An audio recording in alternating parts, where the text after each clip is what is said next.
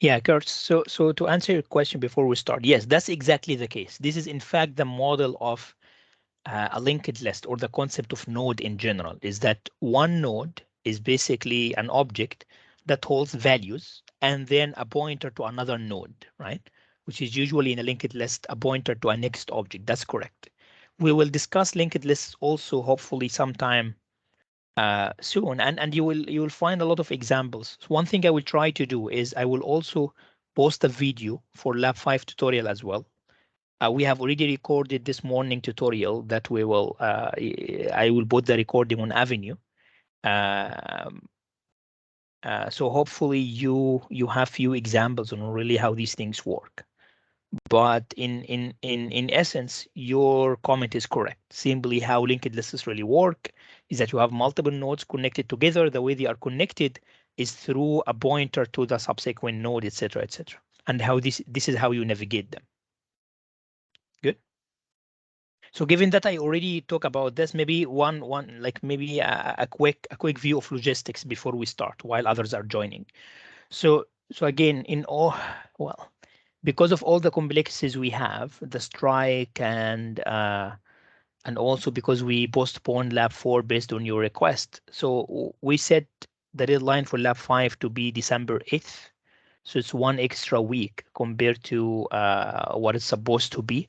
Hopefully, this allows you to have more time and mitigate some of the lack of the support you might have for TAs, um, and as well try to finish Lab 4 before starting Lab 5. And hopefully by then we would have also chance to have covered linked lists in lectures as well.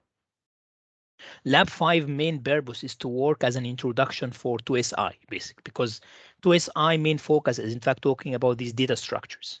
2SH puts you in it kind of covers the programming basics and pointers and object-oriented programming and puts you on stage to the point that you can understand data structures in 2SI. And this is why Lab 5 again is the linking lab.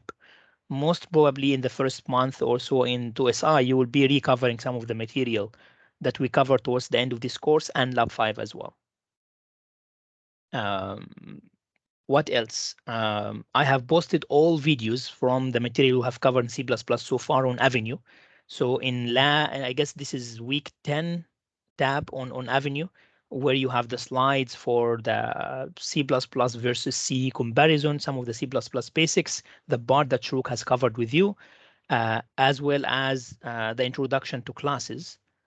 This week, I posted all the videos, including my past year videos for the part that Shuruk has covered, and the example I went through with you in the last lecture. So all the videos now are on Avenue, so hopefully that's useful. Um, and I will make sure I also post the videos of these recordings on Avenue in a timely manner. Um, is there any question related to any of the logistics? So labs this week will be running, labs and office hours will be running online. That's not mainly because of strike, but in fact because we have two TAs suspecting COVID. So the ones that basically can still work after the strike, two of them are suspecting COVID, so we couldn't really handle it to be in person. I guess safety comes first. But next week lab, most probably we will have in person, hopefully if nothing new comes up, and we'll let you know, right? But that said, we still have exactly the same office hour and lab schedule as before, from 10:30 to 5:30, 10:30 to 12:30, 12:30 to 2:30 is the office hour sessions, and then 2:30 to 5:30 is the lab session. We already have the channel that you didn't use yet, I believe, because you used the tutorial channel. But similar to the tutorial channel, you will find in Teams here, there is a lab/office hour session where you will, if you go there, there is one TA already on hold waiting for your questions. You can create a meeting if a meeting is not already ongoing and ask your questions directly. So hopefully that's helpful when you try to finish lab 4 and start lab 5. Questions? Is that clear enough? Is there any concern or something that is not clear? I believe clarity and communication is very important during these times. So please feel free to ask questions before we start the technical discussion.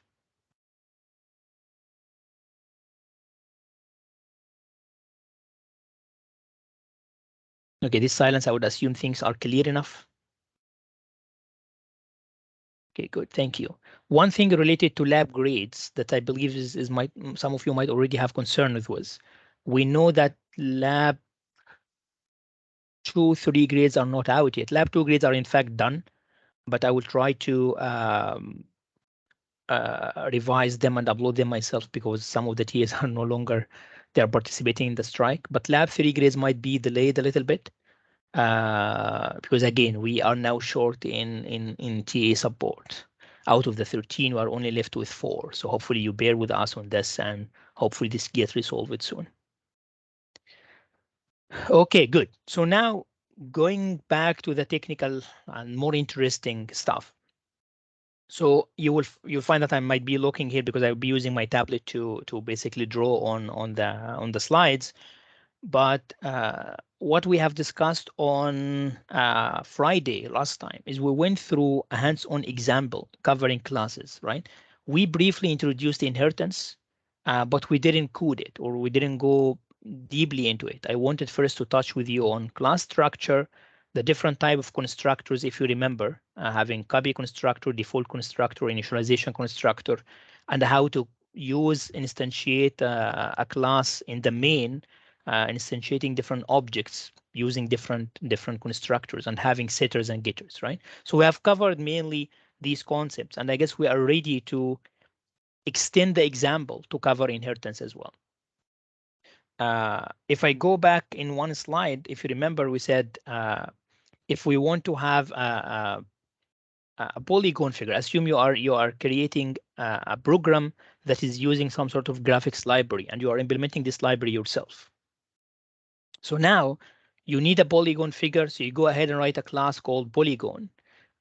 This one will have number of vertices, coordinates, etc., and you have setters and getters for this default class. But then maybe after a day, you discover that in your implementation, you might need another class called rectangle, for example. And then this rectangle would in fact need the same implementation here, would need the same implementation as more or less same implementation as the polygon. So it still have number of vertices, coordinates, but maybe in addition to the setters and getters, you need to add one function called area. And then again, one day later, or another friend with you in the same project is implementing another class called triangle that's doing more or less 90% the same thing. So this seems like a redundancy of effort, redundancy of code, and well, you are not making good use of your code, right? Because you cannot reuse it. And here comes the inheritance idea, is that you can develop and build on top of what you have already implemented by saying, instead of having a newly self-independent rectangle class, what I'm going to do is I'm going to inherit the polygon class. And we said the way to do this is to see here, it should be that. And that hopefully, yeah. So instead of implementing the rectangle class from scratch, you inherit the polygon class. And we said on Friday, the way to do this is to have this inheritance operator, basically, that the 2: thing. And then we said we will discuss in detail this specifier, which means you are inheriting this class, parent class, in a public fashion.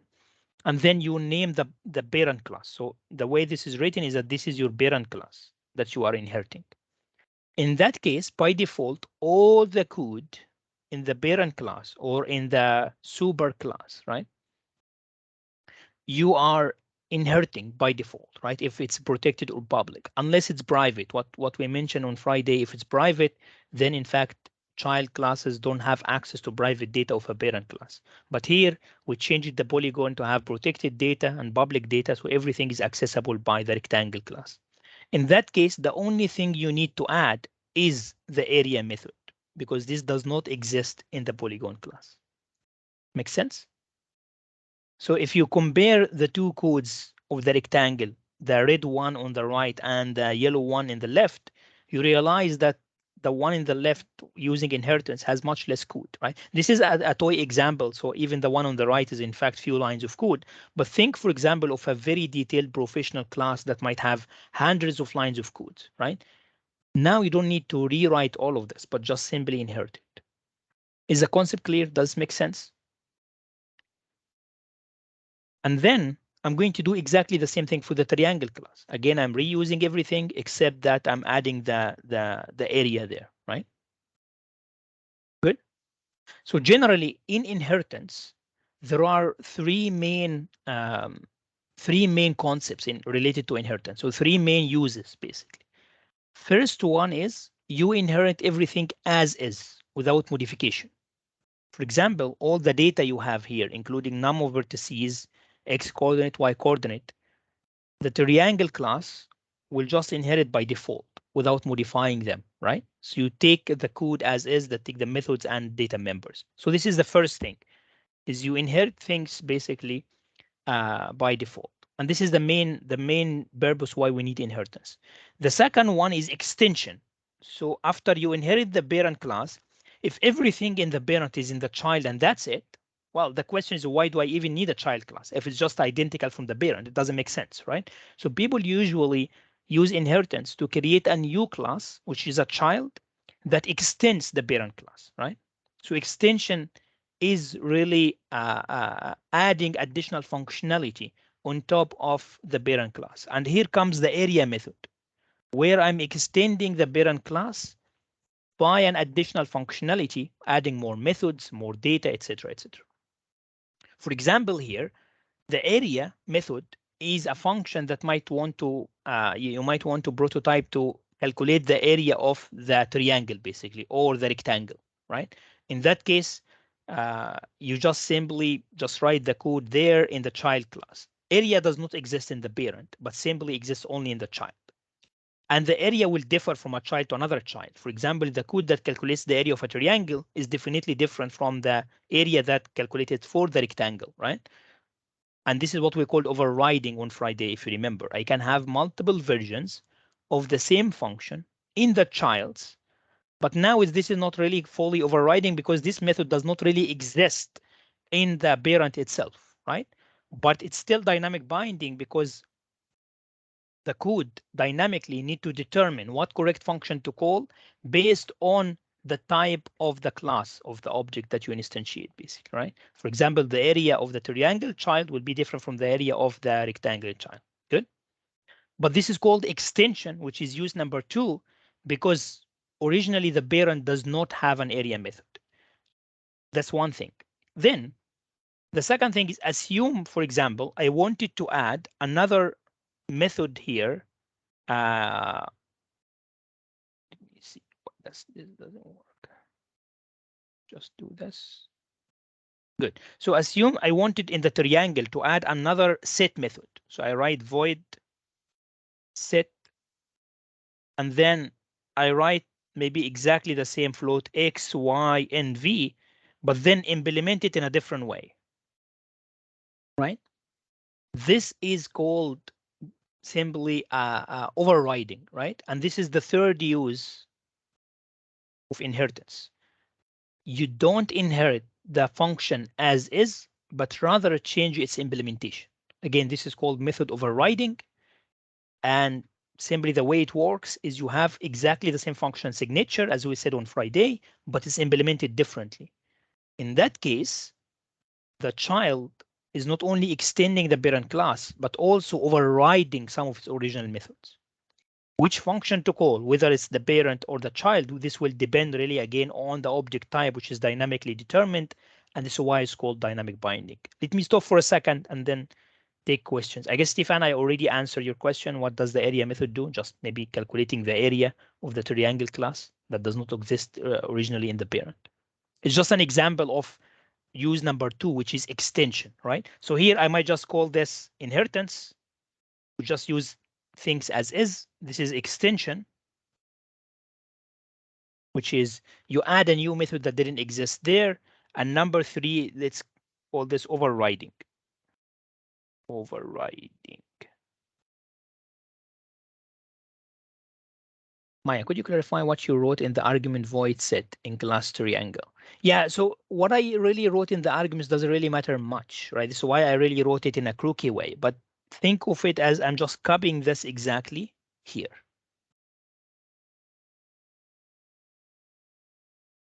So I took a parent method and re-implement it in the child method. The signature or the prototype, in other words, the number of arguments and the name of the function and what you return remains the same, but implementation might become different. And when we go to online GDB now, I will show you one example of this. But simply that's the third use, which is I override an original method. I take a method that has already been implemented in the parent and implement it in a different way. Other questions?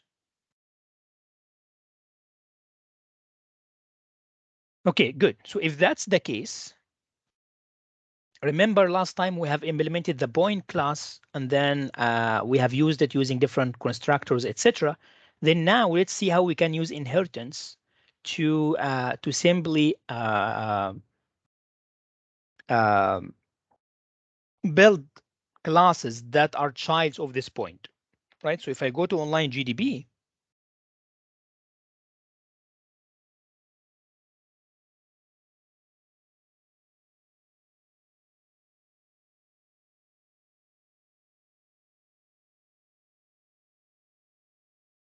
now quickly have a point class.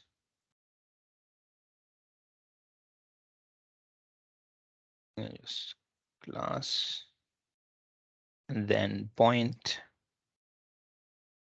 In that case, I would have protected. And then what did we have for points? Int x and int y.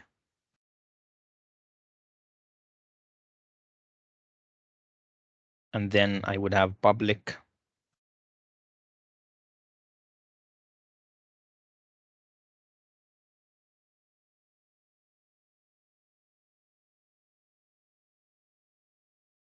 Just have void set. And then in that case, I will take int a, int b as an input. I will just implement this as an inline, or maybe not inline, just to show you also the point dot cbb. And then I might have another get x. And this one can be, in fact, an inline. So I just return x. And then int get y. In that case, I just return y. So I'm just rewriting some of what we have already done on Friday. So I'm just writing the point class in a very quick way because this is not our focus today. But simply I just had a set for both. And then I had a get x, get y. And then now I just need to add point.cbb. And in that case, first of all, I need to include point.h. And then now, what do I have? This is a public method. And then my class is point. And then what did I call it? Set. It takes as an input int a, int b. And then the way it works is you need to assign x to a and y to b, which are the input arguments, right? And here I didn't add constructors or anything. Something that is very interesting related to inheritance is how we deal with parent constructors. So I will leave it for now. I will come into it later on in the detail. Good. But just for now, we have a very basic point class. Again, nothing so far related to inheritance. It's just more about rewriting the point class that we had before. Here comes then the interesting part. Assume I want to write a class called point3d. This class, I want it to inherit the class point.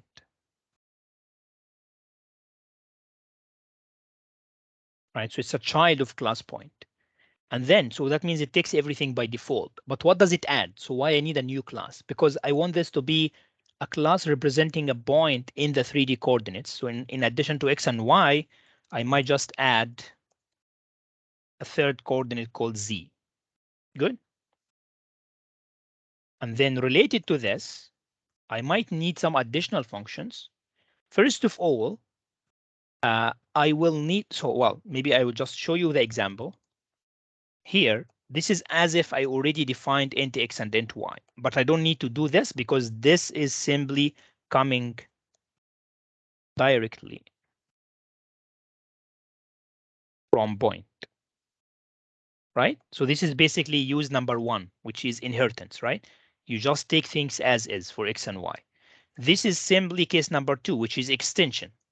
So new member. So this is case number two, extension, right? Now, to show you that the third case, which is overriding, because I'm dealing with 3D points, X, Y, and Z, when I set, I need to implement set differently right now. So I have just void set. Instead of taking int A, int B, well, in fact, I will show you few things that are interesting right now. The first one is I will leave it as is. The signature is the same. To show you the the overriding. But then I might just add another method, just exactly the same name, and I call it int A, int B, or maybe just for sake of clarification for now, I call it 3D, and then int C. Okay, and then I add another getter for get Z. This one is just simply return Z. So it's an inline function.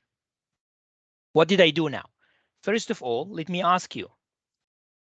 Let's start from the easy one, which is the getZ. What type is the getZ method of the three types we mentioned about inheritance right now?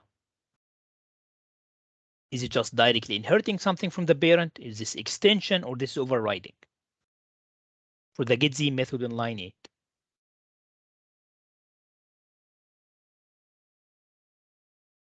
Extension, Cheng, extension, Stephen. Correct, thank you. So basically this is just, again, I'm adding a new method, so this is just the extension. Okay, what about set3D?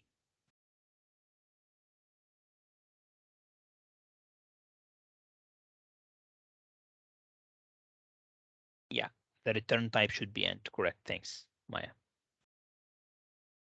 What type is the set3D method in line 7? Is it inheritance, overriding, extension? Again, the parent didn't have a method called set3D, right? So just, again, type 2, right? Okay, here comes the interesting point about the function in line 6, set. Well, does the parent have exactly a function with the same signature? The answer is yes. If I go back to point, I just had exactly the same signature. So this is basically what we called overriding, because I want to implement it in a different way. So this is example number 3. How I'm going to implement it in a different way? For example, I can go to point 3d.cbb, and then, well, first of all, include point 3d. And here I have a public method.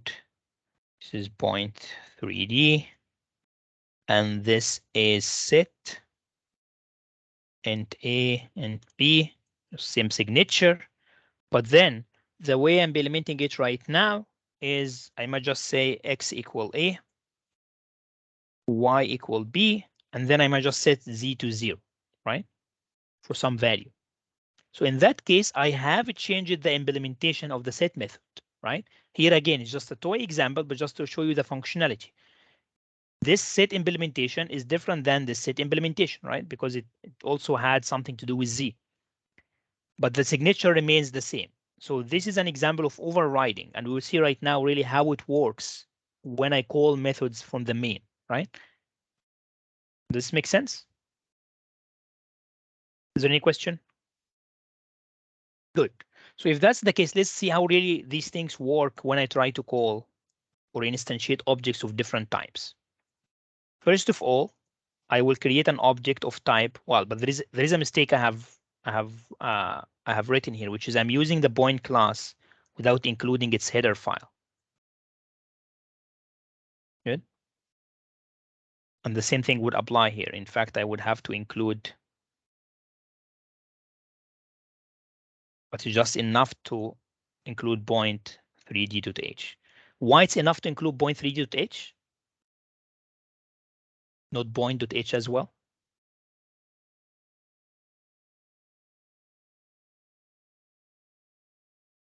Any idea? Did you already include point.h in the other one? Exactly, thank you. Because once you include this, if you go here in point 3d.h, it's already the first line is another include, right? If you remember, we said this is a pre-processing stage, so just simply as if it's there. Good. So I'm defining, well, this is, I will call it point parent. And well, in that case, might be say point parent dot set, and then set x and y to 10 and 20 might be, right? So far, it's just a normal use of a class. Instantiated an object of this type and set the x and y, right? Nothing related to inheritance. Here comes might be the interesting part is I have a point 3D class, and then I call this point child. In that case, let's say point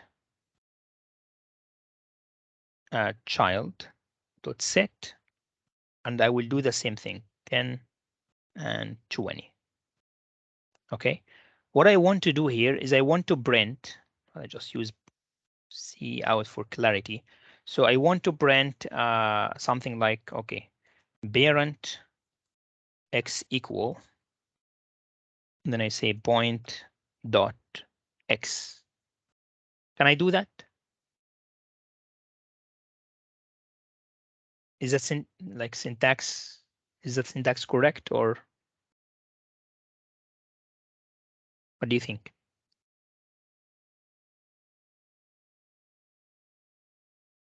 When I say point.x, you need to refer to an object.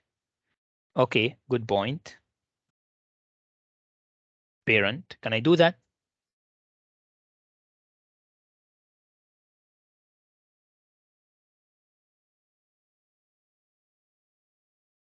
So what is it protected? Exactly, Stephen. That's the point. If I go back to point.h, this is protected, right? So the access specifier does not allow the rest of the program to access protected data. Protected data is only accessible by the members and friends of your class, as well as the childs of your class, but not with the main use here, right? So that's not allowed. What is the way to do this? Is just this is why we have the getters again, right? So I have a get x here. And then y equal, and then I have the same thing as well, point parent dot get y. Just add a new line. Good. And then I want to print the things of the child. So I will just repeat the same thing as child, child, and then x equal point child dot get x.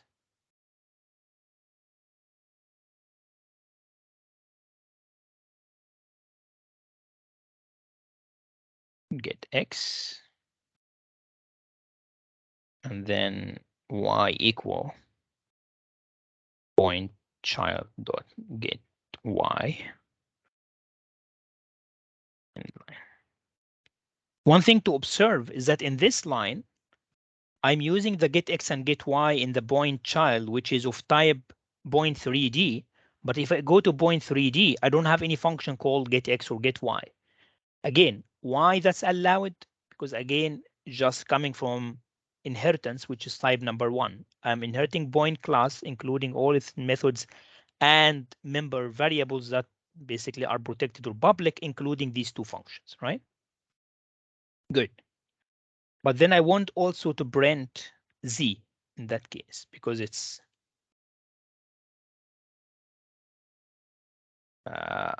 of a point 3D, so it's get z, which is the extension function. Good. So if I run this, I might have done this mistake, which is not really having a semicolon here, not having a semicolon here.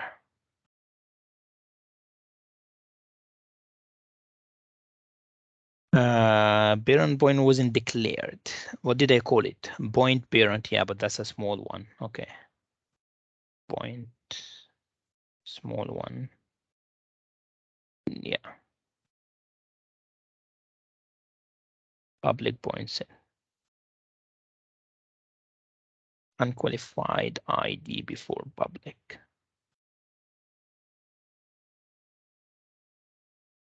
Yes, yes, yes. Just void basically. In fact, might not even need to hide the public here. And the same thing for the point 3D, which is just the return type is void.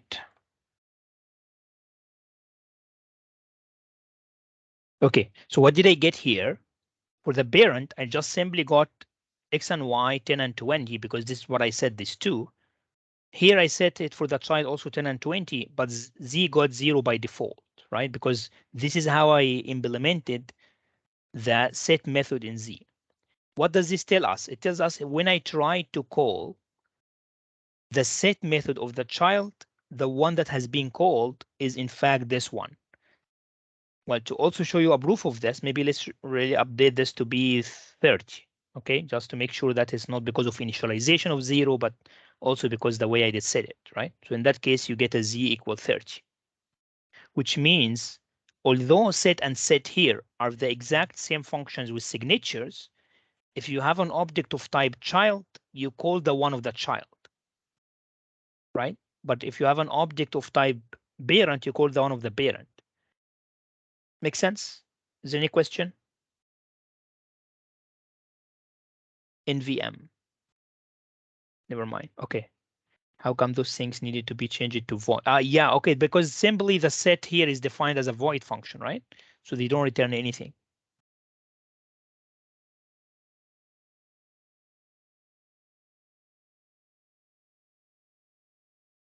But you still include public after void. Well, it depends really on, okay, so in Java, in fact, this is how it's being written. In C++, let me see if I can really add the access specifier here. I guess it's possible, but let's just try our odds. No, it doesn't seem to be possible. I do it before. I don't think even. So you only do it in the prototype header, I believe. Yeah. So you only do it here in the header file. Yeah. Here, basically, that's the access specifier, right? Because I keep hopping between different languages simultaneously. So it's my bad if I confused you. But simply in C++ is in fact might be cleaner in writing than something like Java. Here you only write really the return type. You already added the prototype function with its access specifier in the header file, so you don't need to worry, right? But I guess the main focus here is you want to understand that in fact, despite these are the same functions, they are binded to the correct class object based on what is the type of the class object. To make things more interesting, if you don't have further questions, is let's go to point 3D to CBB and let's really remove the implementation of this point, of this set point. And here I will just comment this out. If I do this, no, not this one, just this one. What do you expect we get? What do you think?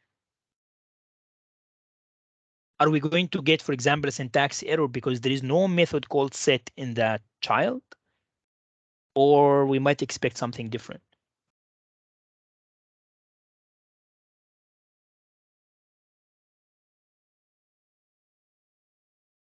Ideas?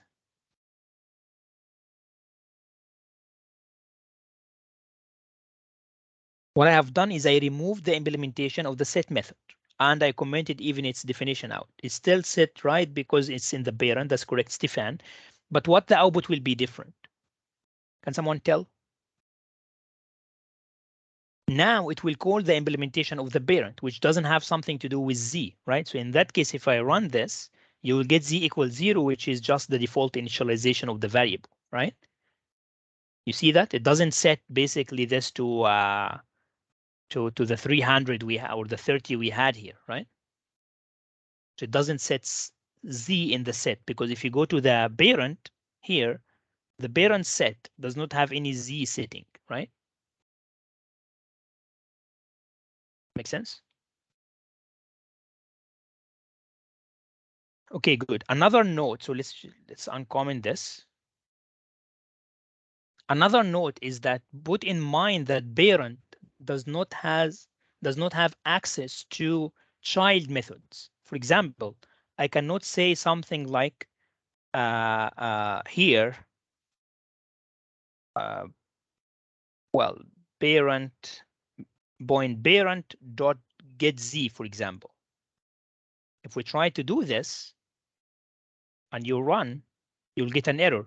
The error is saying class point has no member named get z. So the idea is child has access to all the parent methods, well, public, and when I say all, basically the ones that are they allowed to access, not the private ones. But the parent does not have access to the child ones, right? That's also very important note. Good. Is there any question? Okay, so if that's the case, then let's go back to what we have here.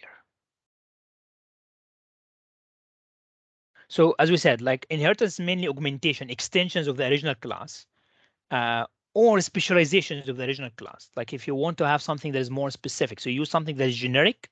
And this is a very common case in industry code, is that you write generic based classes that later on you inherit with different implementations.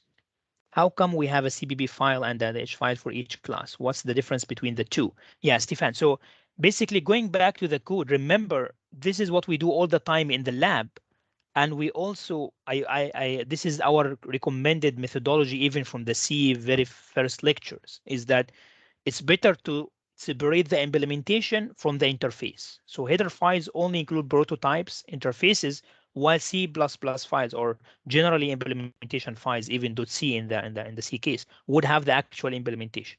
If you recall, all the labs has been written like this, right? There are header files and C++ or coding files or implementation files, source code files. And this is a good, basically a good professional way of writing code, right? For example, here, because I needed to use the point class, I only included the header file. I don't need to care about implementation. The same thing for the main. When you needed to use IO stream, for example, that has the cout, you only need to include the header file. You don't really include the actual implementation. Good.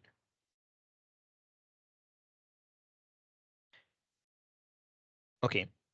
So again, why inheritance? Because as I was saying, you want to extend an existing class, or another very common case in industry is you implement something as a base class for interface. That's, in fact, this is also this concept of interface classes that only define function interfaces, not their actual implementation. And then the implementation will depend on what child class you inherit.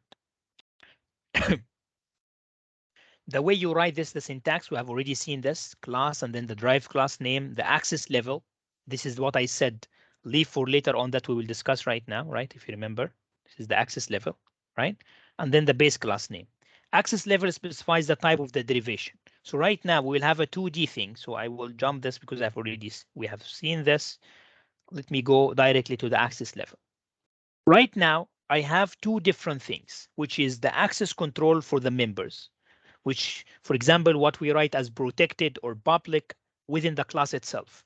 And then the type of inheritance. Am I inheriting private, protected, public, which comes after the two colons of our class, just to make sure you understand which one. So basically, this is in the point.h, for example. This is what we call the access control, right? These are public methods. These are protected data. So basically, this is our rows in the table. And the inheritance type, this is what comes after the colon here. You can inherit public, private, or protected. So this kind of a two knob gives us like a 2D matrix of granularity or flexibility. How does it work? The rule is pretty simple if we really understand how to read this table. So first, think of the following.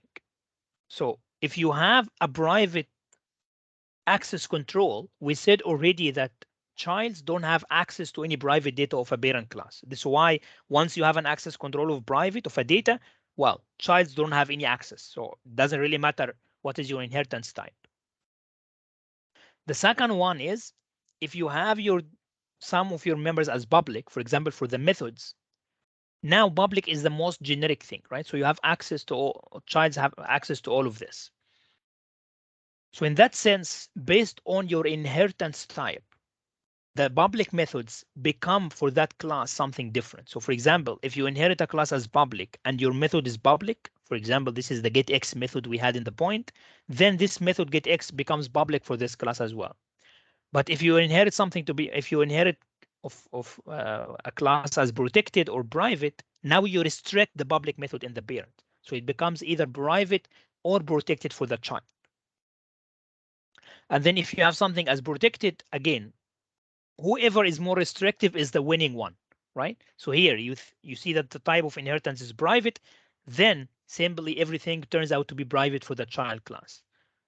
What is the implication of this? The implication is if, for example, we had something as public in the parent class, and then a child is implementing this but with an inheritance type of private, those methods, getX, for example, become private for this child, which means if you try to create a grandchild of this child, it will not be able to inherit these methods, right?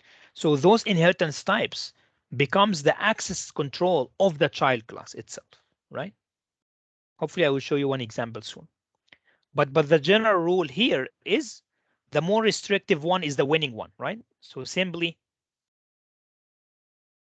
if you look into, well, something that is private, it turns everything to be private. Protected turns everything to be protected. Public, now you basically inherit what it works. Protected becomes as is, public becomes as is, right? I will post the examples definitely on Avenue, Chengyu. Yeah, thank you. Good. So here, let's have few examples. So this is what I was explaining to you. So the row is simply what specifies the access control of actual data. So if there is a class called mother, it might have protected members, public members, and private members. Now, if there is a class called daughter, that is a child of the mother, based on my inheritance type, here comes my columns in the table, things really become dependent on whether you do this as private, protected, public, right? Good. For example, there was something that is private in the mother, which is here member private. If I try to access it within my daughter class, there is a syntax error. Why? It's not accessible by this. And we have tried this on Friday, if I remember correctly, right? If I try to access something that is private in the parent, I don't have access to. Good.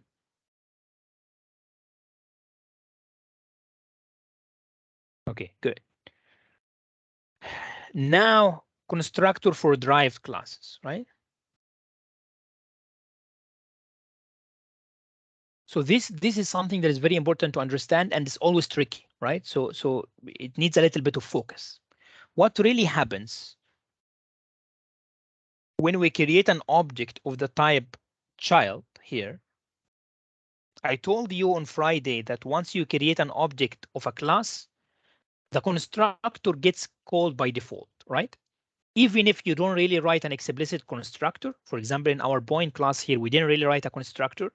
There is already a default constructor, which is called the empty constructor. Just, for example, initializes all member variables to 0, right? And this constructor also gets called by default when you create an object. Good. Now the question, so this is, again, has nothing to do with inheritance. What makes inheritance kind of complicating this concept is that if I'm creating an object of class child, what constructor do I call and in what order, right? And the rule is the following. You always call constructors starting from the very base class. For example, in our case, point 3D is a child of class point. So the order of class of constructor call will be you call the constructor of the class point first, and then you call the constructor of the class point 3D, right? What if point 3D, well, let's say I have a class called point 4D. In that case, point 4D is a child of class point 3D. So I really have a chain of inheritance. Point 4D is a child of point 3D who is a child of point. In that case, if I'm creating an object of class point 4D, well, again, you will call the base constructor first, which is point, then the child, which is point 3D, then the grandchild, which is point 4D. It's really how it works, right? This is the calling order. Make sense? Okay, so let's see, really going back here, go through the slides. And if we didn't manage to go through an example, tomorrow we'll start with the example coding of this constructor related rules. So assume I have a class called class A. This will work as my parent class. And then I have a child class, class B, that is simply just a child of class A.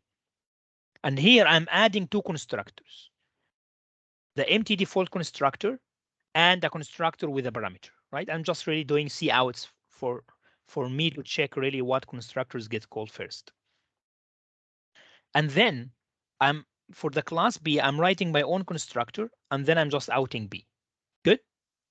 So what really happens here, if I try to create an object of class B, something like this, and passing a value, I'm calling that my object test, and I'm passing a value of 1. So I'm calling this constructor. What you will see in the output is you will always have the output of the default constructor of the class A first, which is A default, right? So as I have told you in a second, you always call the constructor of the parent first, right? So if I quickly go here and let's say in the point, I'm adding, so I'm overwriting my default constructor, so point, and again adding something that is inline.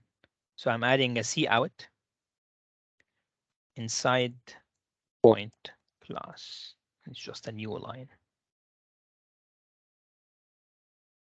Okay. And then in the point 3d.h, I'm also adding another constructor. I'm calling point 3d.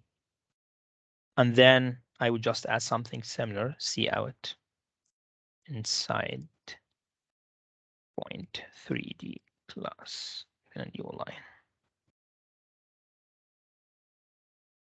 Okay, what did I do in the point.h? Yes, yeah, good. So I just added a message for myself as a hint for what I'm calling. And now, well, let's just really comment out all, well, it doesn't really matter whether you set or not, but I would comment out all these couts, right? To just clean the output for myself, right? So I'm creating an object of class parent first, and then I'm creating an object of class child. So if I run this code, what did I do wrong? That's in the point 3D. Let's see, what do I have? It's interesting. What did I do wrong? Oh, yeah, because I need to use, I'm using a cout here. So in that case, I need to include IO stream. Okay, so I take IO stream and maybe include in point.h.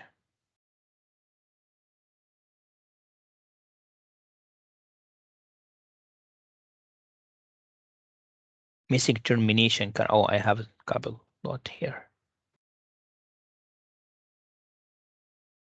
Cout wasn't declared in point.h, and that's because although I'm including IO stream, I need to use the std stuff.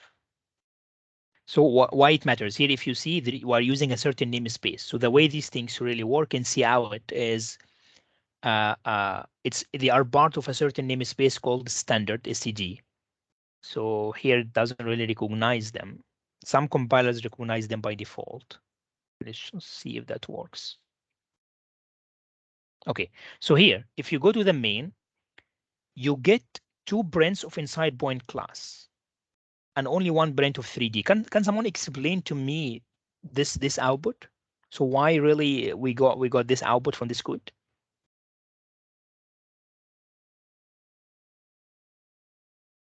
If I would say this is for a bonus mark, then if to encourage you to participate.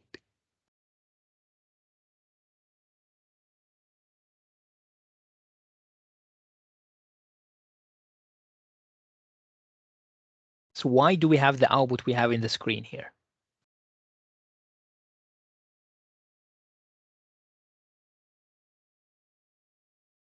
Any idea? First point is from point. Then we call the point 3D constructor. It uses point 3D as well as the parent point, correct? So the first one is coming from the parent, and then the second two are really coming from the child. To really prove this point, I'm just going to comment out anything related to the parent here and run a rerun. In that case, I'm only getting these two. Even if I don't have any object of the type parent, I still have inside the point class. And the reason is I told you, once you create an object of type child, the first constructor you call is a constructor of the parent. This makes sense? Now, someone should ask, if I have multiple constructors of the parent, so I have something here like point, because I told you that there are multiple types of constructors. So a constructor that is doing setting, for example, similar to the set. And then here I have x equal a and y equal b. And then this is inside point class constructor default. And might be here, I would have a cout message, just this one here.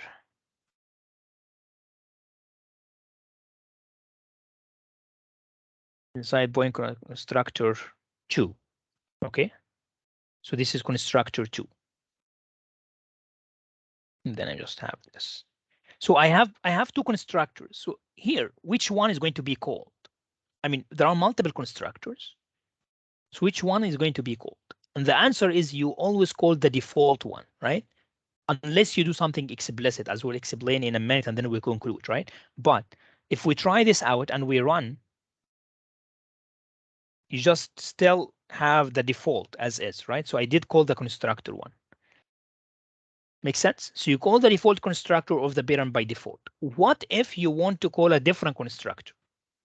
In that case, you go in the constructor of that child, something like this one, and explicitly in the first line, but in that case, maybe we can really transform it into an actual implementation because it's just a bit messy here. So I will add it to the point 3d.cpp. And we did Harry point 3d point 3d. And then okay, so here this is what I had before, right? This is just simply the implementation I had before. Now, if I want to call a different constructor, you can add it in the very first line of your constructor of the child by saying point, and then you are referring to, let's say, 3 and 4. So I'm calling a certain constructor of the parent class. And let's see really what do we get now. In that case, you had the default one, and then you did call explicitly the constructor 2, and then you had the child one. The question now is, how did this happen? I already told you before that you can never call a constructor yourself, right? Because constructor get called by default when you create the object, but you cannot really call the constructor. The only exception is you can call a constructor of a parent inside a constructor of a child, right? So this is basically a certain exception here. And as you can see, by default, you always call the default one. If you want to call another constructor, you just really explicitly add it here. Does this make sense? So we'll stop here. We'll continue tomorrow, but I will remain for a few minutes to take questions if you have questions. So thanks, everyone. And again, the recording will be added to Avenue as well.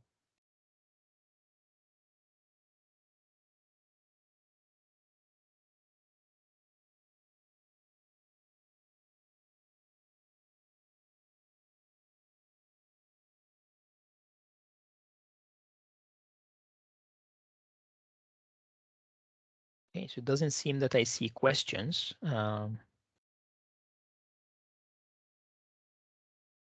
So in that case, I would say thanks, everyone, and then see you tomorrow.